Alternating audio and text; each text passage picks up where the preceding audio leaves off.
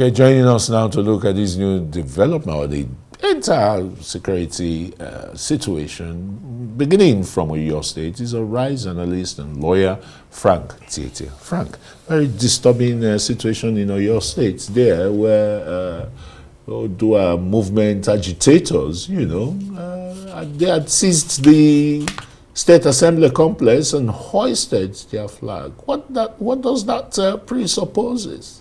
Oh, well, that's a clear case of treason against the Nigerian state, because even the elements, all the elements that support the crime of treason, the offense of treason, were present in that act by these misguided elements.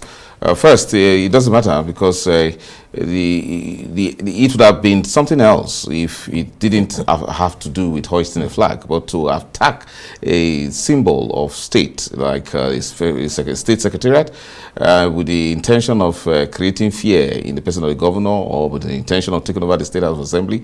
But to the extent of now hoisting a flag is a direct challenge to the authority of the Federal Republic of Nigeria.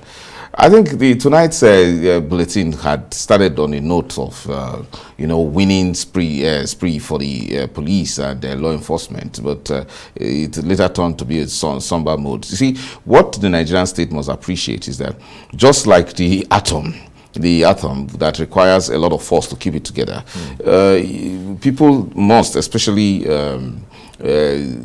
renegade elements and secessionists, must understand that they will have to muster some kind of force that is greater than the current organized force in Nigeria, its military and all of that, to be able to think of taking any part of Nigeria as their own, or creating one form of independence. So if you now look at the gargantuan nature of the Nigerian state with all of its power, and then you go ahead to say you want to challenge it, you want to take one state or take one local government or any part, then like that official was saying, that person must be under one kind of cheap influence. However, this is a very strong indication coming from the Yoruba extraction, Yoruba end, when you are at the time where we have a Yoruba president, where it is expected that all Odua's agitations will stop. There must be something that is driving this. I seen those pictures and those persons that were involved. It's important that investigations are very thorough, so that those who have actually motivated or sent those persons on that mission will be unmasked, because it's clear those persons lack that kind of ideological drive that will make them to carry on that kind of mistake. The punishment for treason is death. There's no mistake about it, and it's actually threatening the foundation of the Nigerian state.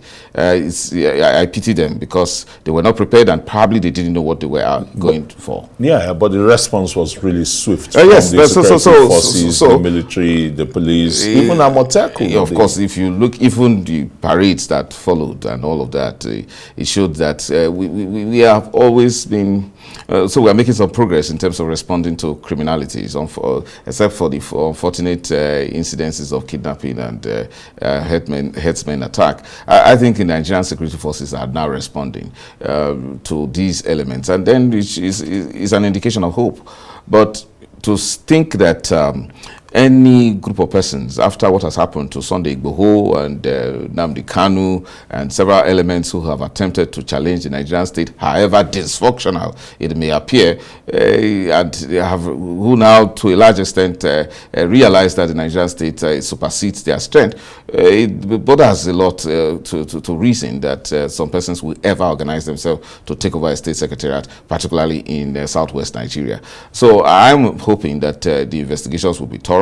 I see it's not enough to give an excuse that they were under one cheap drug. This is all the criminal elements, the actus reus, and then clear intention of trying to take over the state secretariat are all there. Therefore, these persons are already most likely to face treason charges, and we expect that that should be done after thorough investigation. Well, the police say, the security forces say their investigations are still ongoing to unravel, if there are masquerades behind them. Oh, certainly.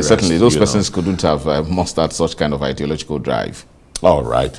Okay, let's look at some of the breakthroughs, for the police in 5 weeks. Over 1,003 170 criminals arrested Yes. from armed robbers, kidnappers, you know, and all sorts of criminal elements from all over the country, even up to Plateau State and the rest. In one day alone, they arrested 88 people. Yes, you see, we've seen a tone of hope emerging, particularly starting here from the FCT. The FCT Police Commissioner has been on top of it. You see him traversing some areas that you wouldn't really expect normal policemen who want to be in their comfort zones, who would not normally go. He goes there and or masking kidnappers' pathways far away in bushes and all of that. So we've seen those kind of efforts on the part of the police to give that sense of safety to the residents in the FCT and across Nigeria, and that's very good. We are seeing that kind of accountability now emerging from the police, and I like the optics when you see policemen coming to carry out these parades, not with a sense of trying to justify or create one kind of play into the gallery, but with with that kind of gusto and the sense of assurance to the public that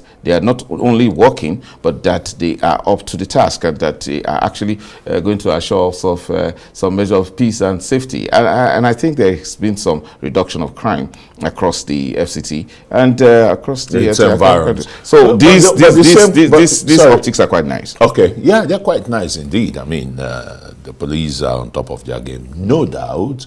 But the same optics cannot be said in Benue State right now, where, an abduction had taken place, and the demand is 100 million. Well, that's not new. However unfortunate the situation is, and one would have expected that residents are a bit more careful. Nevertheless, it doesn't mean that a family cannot be out by 6 p.m. in their farm. That is somewhat around the vicinity of the town, around the cemetery. There's some measure of protection that ought to be there. This is not coming as a strange development. The good thing is that there is now contact, and the expectation is that the security forces will do the proper thing.